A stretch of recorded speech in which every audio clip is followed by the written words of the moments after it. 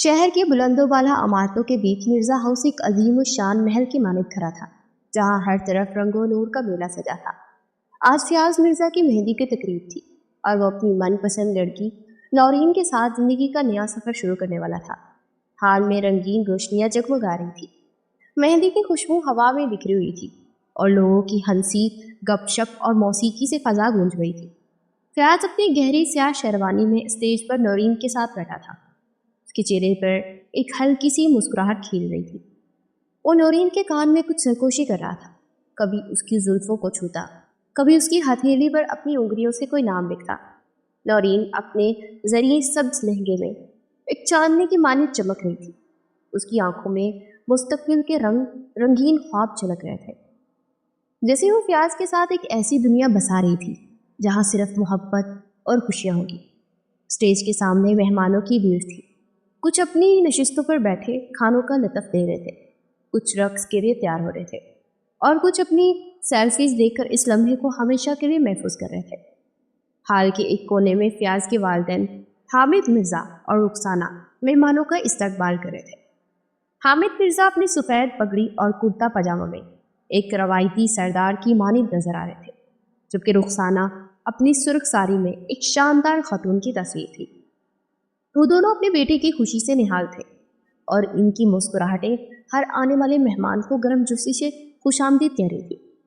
لیکن اس رنگین رات کے بیچ ایک ایسی آندھی آنے والی تھی جو فیاض کی زندگی کے سارے رنگ بکھیرنے والی تھی۔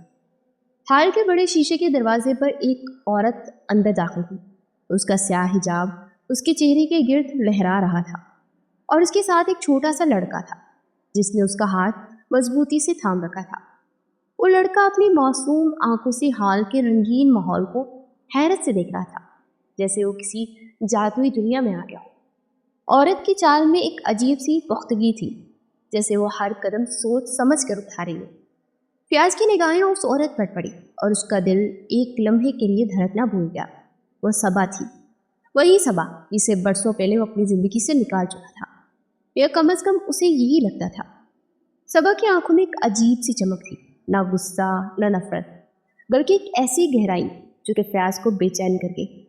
وہ قدم قدم اس کی جانب چلتی آ رہی تھی، اس کے ہر اٹھتے قدم اس کے ساتھ ساتھ فیاض کی سانسیں بھی تھمتی جا رہی تھی۔ اس نے سوچا نہ تھا کہ آج اس کی زندگی کے اس یادگار اور خوبصورت لمحے میں وہ اس سے ملے گی۔ وہ یک ٹک اسے دیکھا چلا جا رہا تھا۔ ہال میں موجود باقی لوگوں نے اس نارمل حلیے والی لڑکی کو عجیب نظروں سے دیکھا، حتیٰ کہ فیاض کے والدین بھی تھٹک گئے۔ آخر وہ لڑکی اس کی جانب کیوں بڑھ رہی تھی؟ مگر صبا کو جیسے کسی کی پرواہ ہی نہ تھی۔ وہ کچھ ٹھان کر آئی تھی اور اس کے روبرو کھڑی تھی۔ اس کی آنکھوں میں آنکھیں ڈال کر دیکھا۔ اس نے اپنی آواز کو ہلکا لیکن پختہ رکھا، جیسے ہر لفظ کو ناپ تول کر بول رہی ہو۔ فیاض مرزا، 7 سال بعد تم اپنے وطن واپس آئے ہو۔ میں اسی دن کا انتظار کر رہی تھی۔ لو، میں آ گئی اور اپنے ساتھ وہ ثبوت لائی ہوں جو تمہارے خاندان نے مجھ سے مانگا تھا۔ اس نے اپنے بیٹے عدنان کی طرف اشارہ کیا، جو اپنی بڑی بڑی آنکھوں سے حال کے رنگین ماحول کو دیکھ رہا تھا۔ یہ تمہارا بیٹا ہے فیاض؟ اگر تمہیں یقین نہیں تو DNA کروا لو، اس کی شکل تمہاری کاربن کاپی ہے۔ میں نے تمہارا بچپن تو نہیں دیکھا، لیکن اسے دیکھ کر لگتا ہے کہ تم بالکل اسی طرح کے تھے۔ فیاض کے ہاتھ کانپے تھے اور اس کی زبان گھنگ ہو گئی۔ اس کے ذہن میں ماضی کے وہ سیاہ لمحات پلٹ آئے جنہیں وہ برسوں سے بھلانے کی کوشش کر رہا تھا۔ نورین نے حیرت سے اسے دیکھا، پھر اس کی آنکھوں میں غصہ بھر آیا۔ اس نے فیاض کا ہاتھ چھوڑ دیا اور اس کے چہرے کو گھورنے لگی، جیسے اس سے کوئی جواب مانگ رہی ہو۔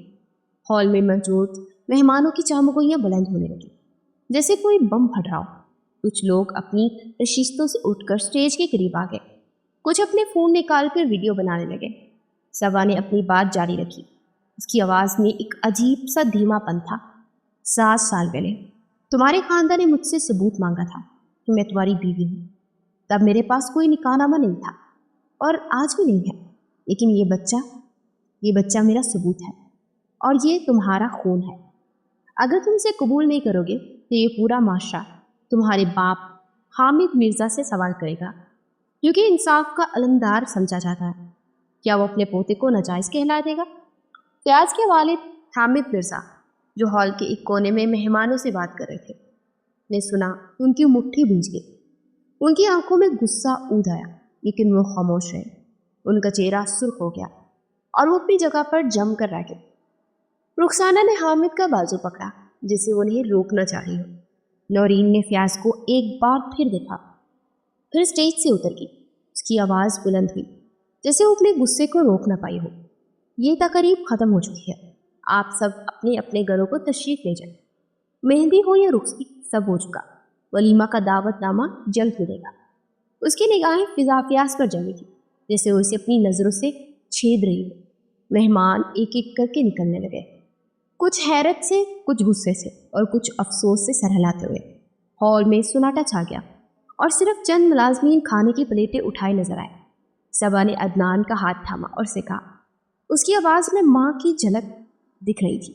चलो बेटा, अंदर चलते हैं, देखते हैं तुम्हारा कमरा कौन सा है। वो मिर्ज़ा हाउस की एक खूबसूरत लाउंज की तरफ बढ़ी, जहाँ वो अकेली बैठी थी।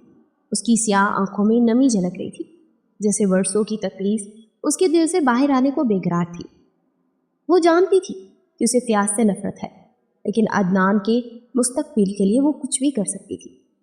उसने बरसों से इस दिन का इंतज़ार किया था जब वो अपने बेटे का हक मांगने आएगी।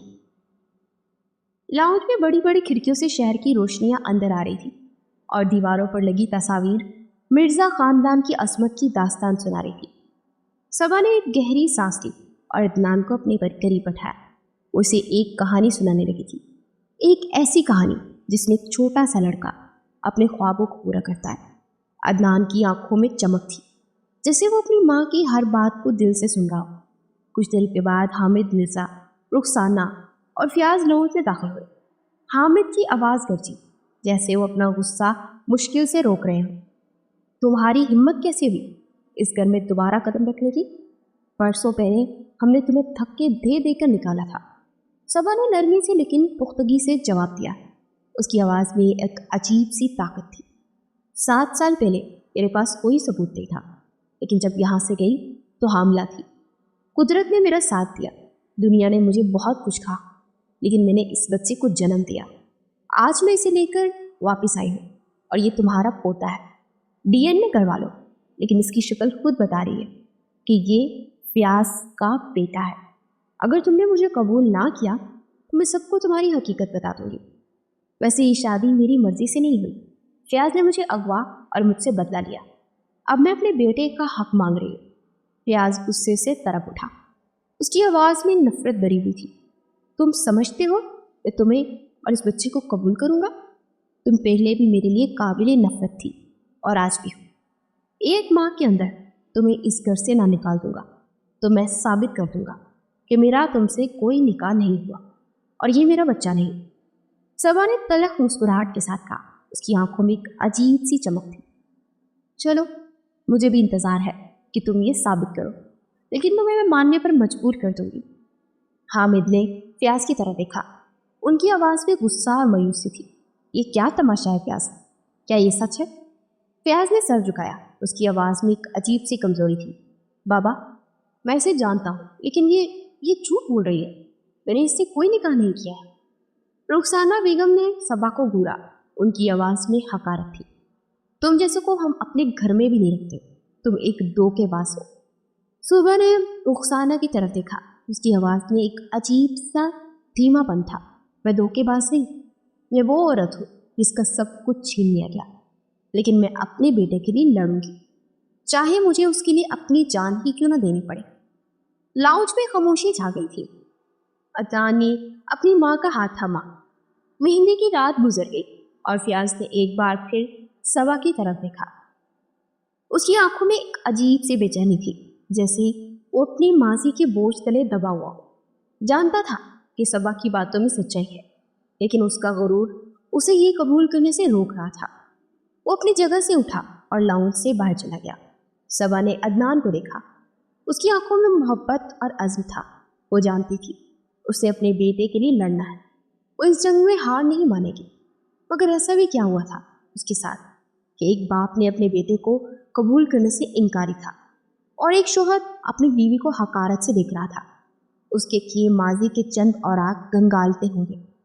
जब सबा एक बहुत ही खुद एतमाद लड़की हुआ करती थी, وہ ایسی نہ تھی جیسی آج کے دن تھی، بلکہ وہ بہت الگ تھی۔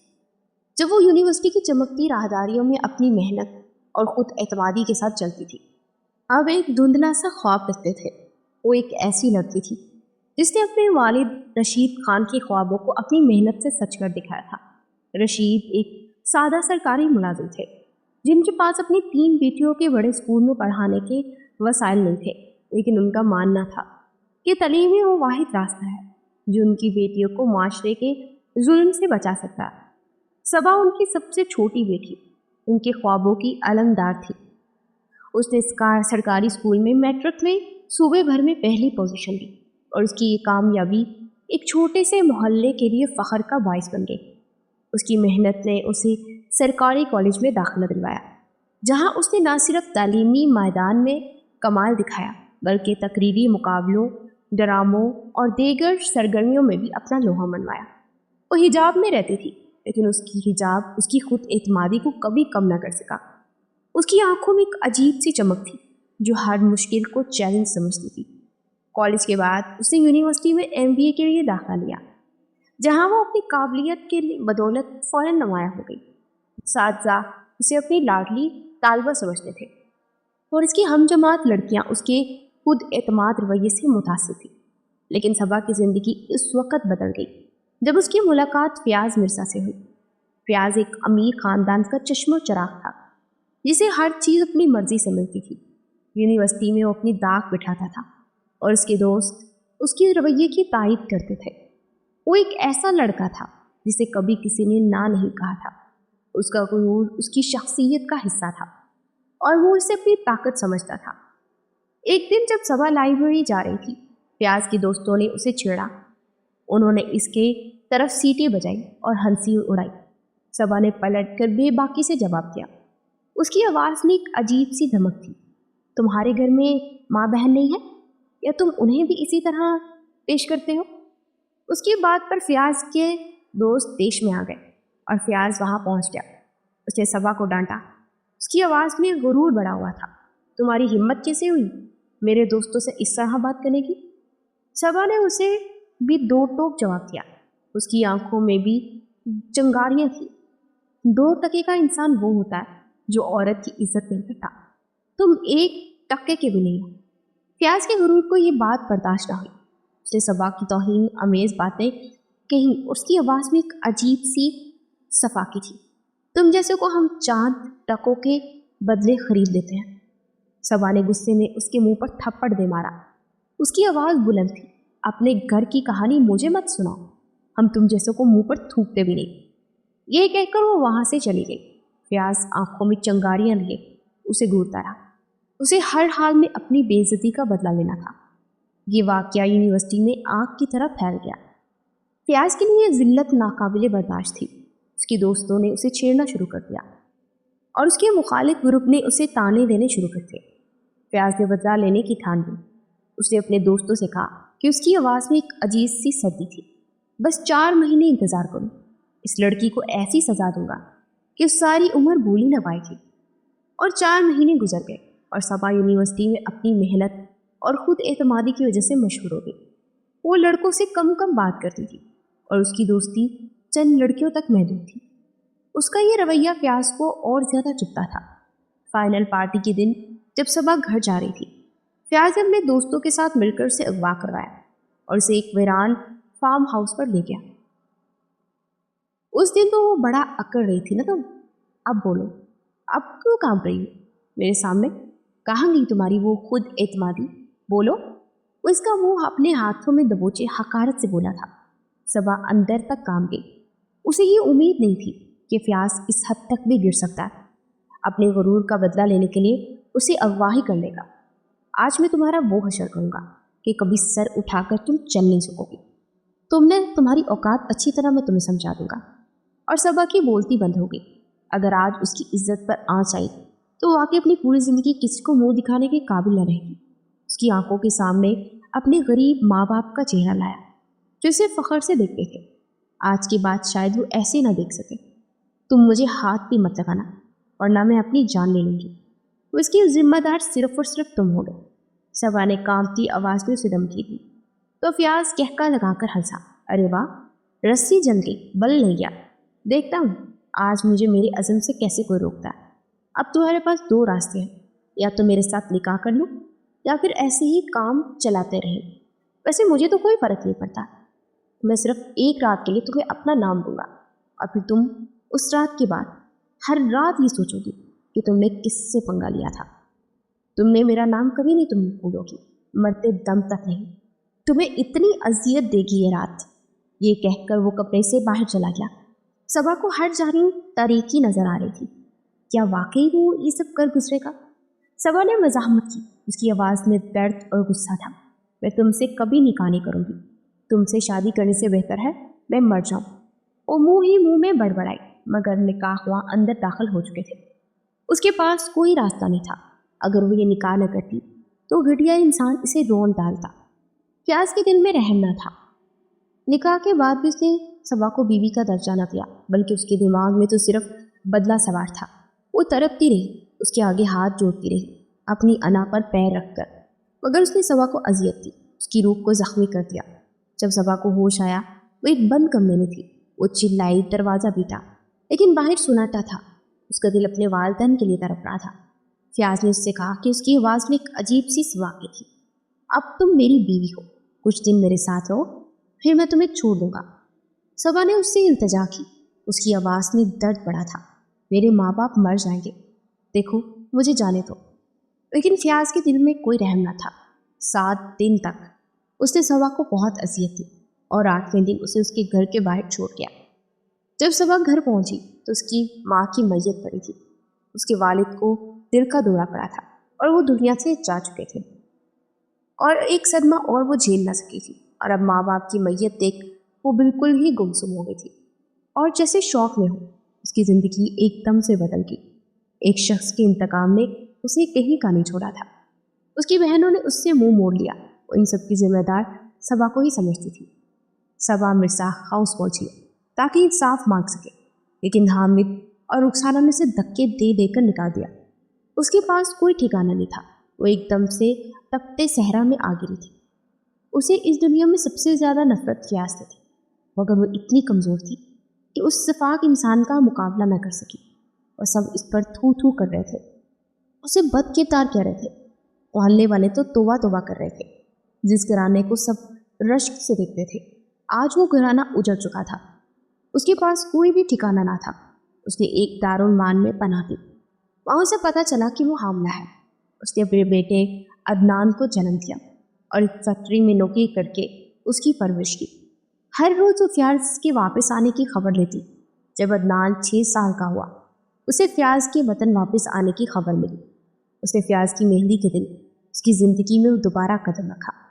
صبا جانتی تھی کہ فیاض کا غرور اسے کبھی چین نہیں دینے دے گا، لیکن وہ اپنے بیٹے کے لیے لڑ رہی تھی، اور اس کی خاطر وہ کچھ بھی کر سکتی تھی۔ مہندی کی رات کے بعد رخسانہ نے نورین کو گھر بلایا۔ نورین نے صبا سے بات کی، اس کی آواز میں ایک عجیب سی بے چینی تھی۔ میں عدنان کو قبول کر لوں گی، لیکن تمہیں ہماری زندگی سے چلے جانا ہوگا، صبا نے ہنستے ہوئے کہا۔ اس کی مسکراہٹ میں ایک عجیب سی سردی تھی۔ میں خود اپنی زندگی کا فیصلہ کروں گی، تمہیں میری فکر کرنے کی کوئی ضرورت نہیں ہے، نورین نے پوچھا۔ اس کی آواز میں شک تھا۔ کیا تمہاری زندگی میں کوئی اور ہے؟ صبا نے مسکرا کر کہا، شاید۔ یہ بات فیاض کے دل میں چھری کی طرح چبھ گئی۔ وہ صبا کو دیکھتا رہ گیا، جیسے وہ اس کے دل کی گہرائیوں کو پڑھنا چاہتا ہو۔ مہندی کی رات کے بعد مرزا ہاؤس میں ایک عجیب سی خاموشی چھائی تھی، جیسے کوئی طوفان سے پہلے کی خاموشی ہو۔ ہال کی چمکتی روشنی اب مدھم ہو چکی تھی، اور وہ رنگین سجاوٹ جو کل تک خوشیوں کی علامت تھی، اب ایک خالی خواب کی مانند لگ رہی تھی۔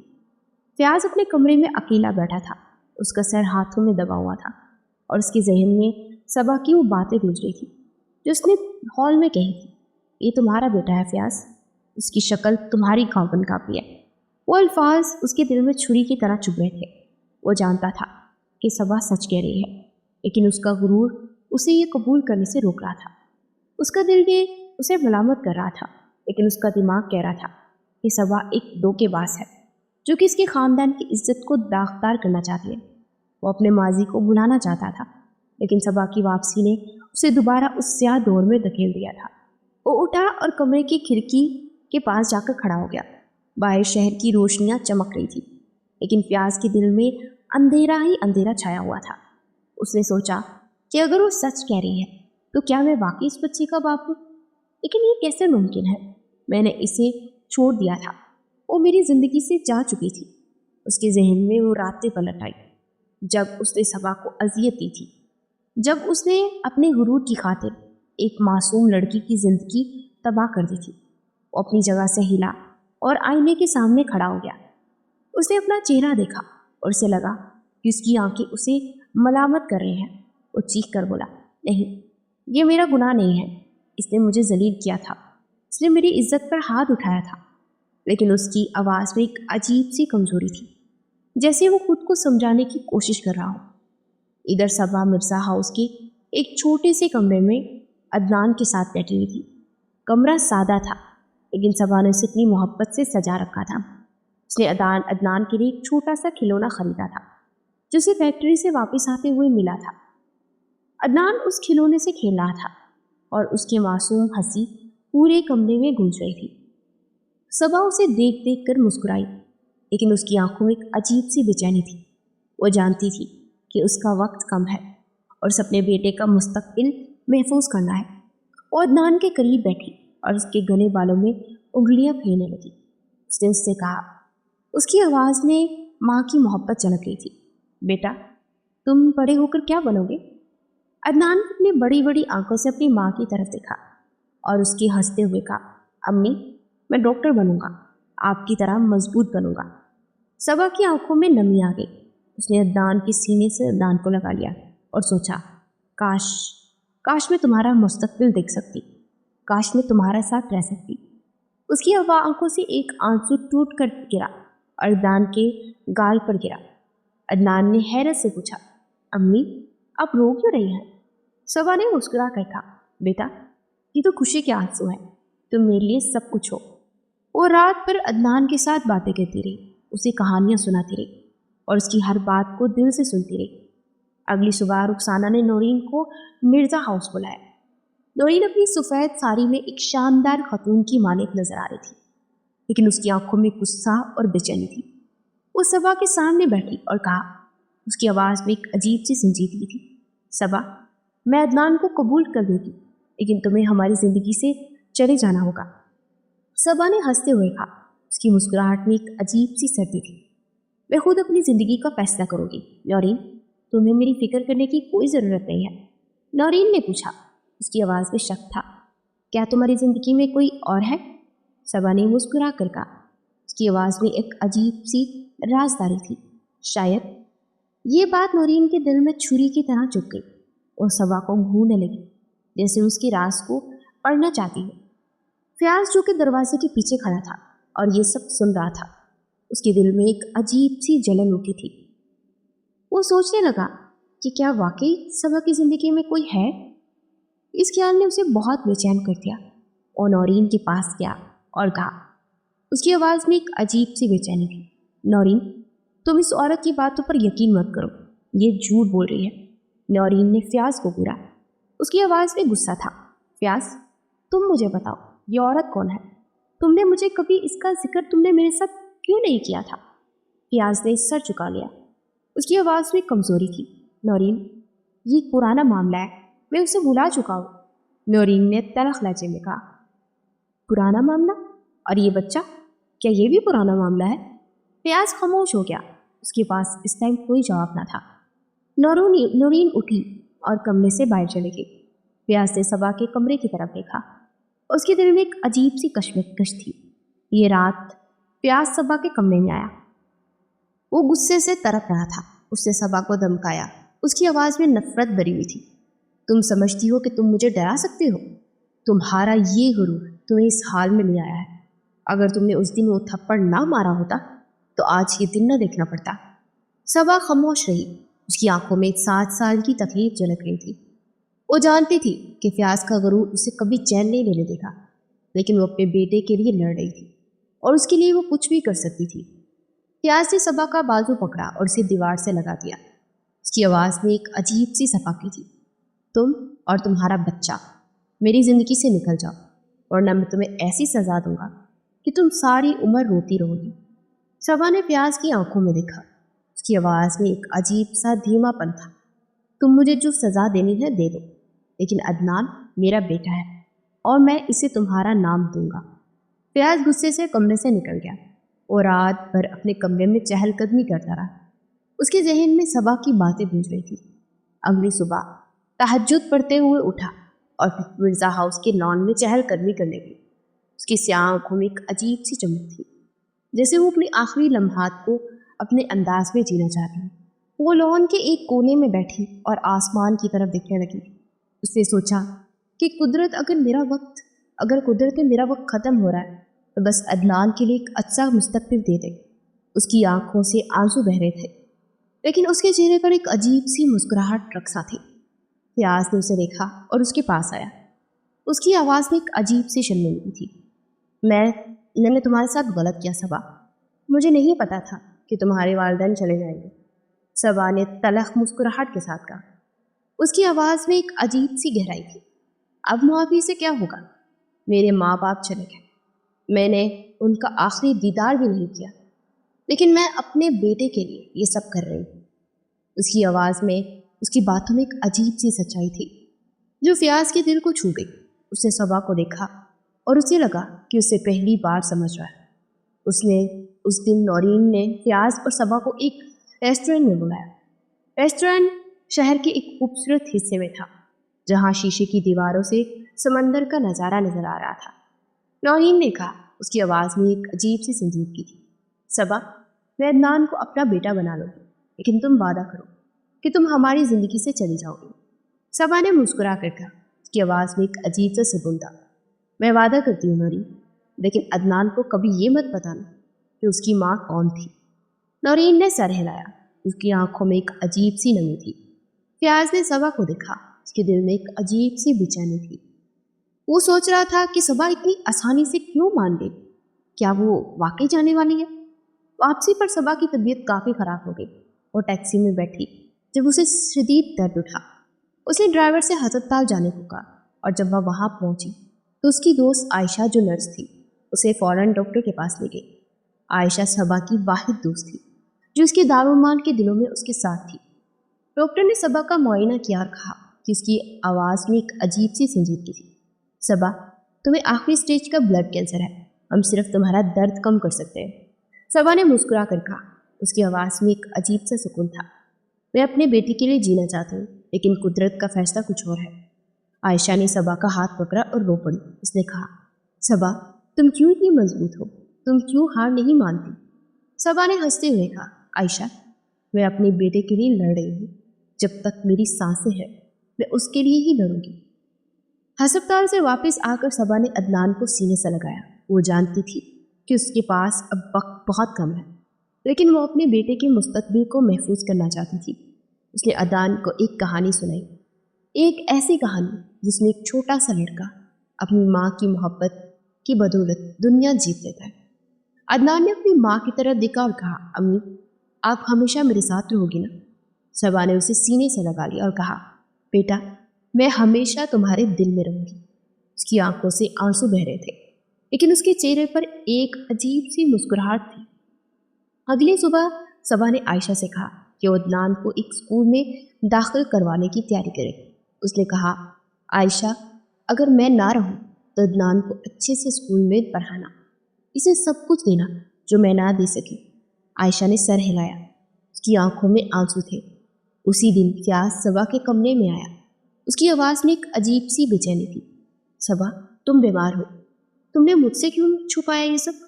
صبا نے مسکرا کر کہا، فیاض تم نے کبھی میری فکر کی تو اب کیوں کر رہے ہو؟ فیاض نے سر جھکا لیا، اس کی آواز میں شرمندگی تھی۔ میں جانتا ہوں کہ میں نے تمہارے ساتھ غلط کیا، لیکن اب میں عدنان کو قبول کرنا چاہتا ہوں۔ صبا نے فیاض کی طرف دیکھا، اس کی آنکھوں میں ایک عجیب سی چمک تھی۔ فیاض عدنان تمہارا بیٹا ہے، لیکن اسے قبول کرنے سے پہلے اپنے گناہ قبول کرو۔ فیاض خاموش ہو گیا۔ وہ جانتا تھا کہ صبا کی باتوں میں سچائی ہے، لیکن اس کا غرور اسے قبول کرنے سے روک رہا تھا۔ وہ کمرے سے ہی نکل گیا، لیکن اس کے دل میں ایک عجیب سی بے چینی تھی۔ صبا کی زندگی اب ایک ایسی شمع کی مانند تھی جو اب آخری لو کو جلائے ہوئے تھی، لیکن اس کی روشنی اب بھی مرزا ہاؤس کے ہر کونے میں روشن کر رہی تھی۔ وہ جانتی تھی کہ اس کے پاس وقت کم ہے، لیکن اس کا دل اپنے بیٹے عدنان کے مستقبل کے لیے تڑپ رہا تھا۔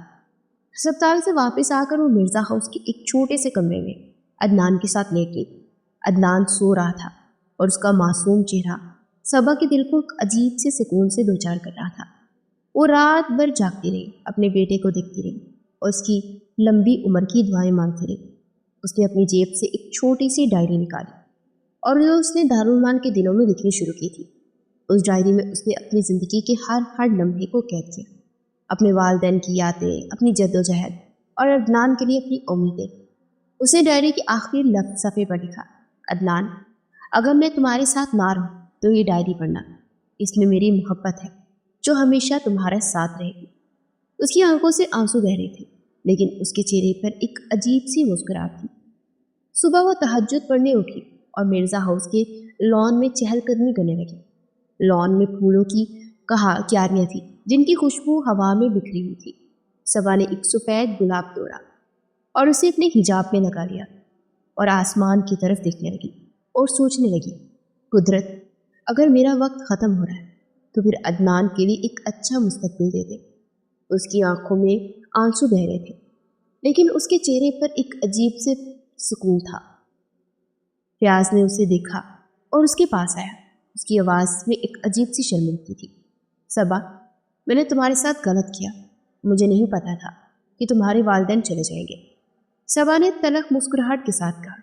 اس کی آواز میں ایک عجیب سی گہرائی تھی۔ اب معافی سے کیا ہوگا؟ میرے ماں باپ چلے گئے، میں نے ان کا آخری دیدار تک نہیں کیا، لیکن میں اپنے بیٹے کے لیے سب کر رہی ہوں۔ اس کی باتوں میں ایک عجیب سی سچائی تھی جو فیاض کے دل کو چھو گئی۔ اسے صبا کو دیکھا اور اسے لگا کہ اسے پہلی بار سمجھ رہا ہے۔ اس نے کہا کہ اس کی آواز میں ایک عجیب سی بے چینی تھی، صبا، اگر عدنان میرا بیٹا ہے تو میں اسے قبول کروں گا، لیکن تم مجھے بتاؤ، تم بیمار کیوں ہو؟ صبا نے مسکرا کر کہا، فیاض، تم نے کبھی میری فکر کی ہے؟ اب کیوں کر رہے ہو؟ فیاض نے سر جھکا دیا۔ اس کی آواز میں شرمندگی تھی۔ میں جانتا ہوں کہ میں نے تمہارے ساتھ غلط کیا، لیکن اب میں بدلنا چاہتا ہوں۔ صبا نے فیاض کی طرف دیکھا۔ اس کی آنکھوں میں ایک عجیب سی چمک تھی۔ فیاض، بدلنا آسان نہیں، اپنے گناہ قبول کرو، پھر عدنان کو قبول کرنا۔ فیاض خاموش ہوا۔ وہ جانتا تھا کہ صبا کی باتوں میں سچائی ہے، لیکن اس کا غرور اسے یہ قبول کرنے سے روک رہا تھا۔ اس دن نورین مرزا ہاؤس آئی۔ وہ عدنان سے ملنا چاہتی تھی۔ عدنان لان میں کھیل رہا تھا اور وہ نورین اسے دیکھ کر مسکرائی۔ اس نے عدنان سے کہا تو اس کی آواز میں عجیب سی نرمی تھی، بیٹا، تمہارا نام کیا ہے؟ عدنان نے اپنی معصوم آواز میں کہا، عدنان۔ نورین نے اس کے سر پر ہاتھ پھیرا اور کہا، تم بہت پیارے ہو۔ عدنان نے ہنستے ہوئے کہا، آپ بھی پیاری ہیں۔ نورین کی آنکھوں میں عجیب سی نمی آ گئی۔ وہ صبا کے پاس گئی اور کہا، صبا، عدنان کو میں اپنا بیٹا بناؤں گی، لیکن تم وعدہ کرو تم ہماری زندگی سے چلی جاؤ گی۔ صبا نے مسکرا کر کہا۔ اس کی آواز میں ایک عجیب سی سکون تھا، میں وعدہ کرتی ہوں نورین، لیکن عدنان کو کبھی یہ مت بتانا کہ اس کی ماں کون تھی۔ نورین نے سر ہلایا۔ اس کی آنکھوں میں ایک عجیب سی نمی تھی۔ اسی شام فیاض نے صبا کو ایک ریسٹورینٹ میں بلایا۔ ریسٹورینٹ شہر کے ایک خوبصورت حصے میں تھا جہاں شیشے کے دیواروں سے سمندر کا نظارہ نظر آتا تھا۔ فیاض نے کہا، اس کی آواز میں عجیب سی سنجیدگی تھی، صبا، میں عدنان کو قبول کرنا چاہتا ہوں، لیکن مجھے بتاؤ تم بیمار کیوں؟ صبا نے مسکرا کر کہا، فیاض، تمہیں میری بیماری سے کیا ہے؟ تم بس عدنان کو اپنا بیٹا مان لو۔ فیاض نے صبا کا ہاتھ پکڑا اور اس کی آواز میں ایک عجیب سی التجا تھی، صبا، میں جانتا ہوں کہ میں نے تمہارے ساتھ غلط کیا، لیکن اب میں تمہارے لیے کچھ کرنا چاہتا ہوں۔ صبا نے فیاض کی طرف دیکھا۔ اس کی آنکھوں میں ایک عجیب سی چمک تھی، فیاض، تم نے میری زندگی تباہ کی، اب کچھ نہیں کر سکتے۔ فیاض نے سر جھکا لیا۔ اس کی آنکھوں میں عجیب سی نمی تھی۔ واپسی پر صبا کی طبیعت خراب ہو گئی۔ وہ ٹیکسی میں بیٹھی جب اسے شدید درد اٹھا۔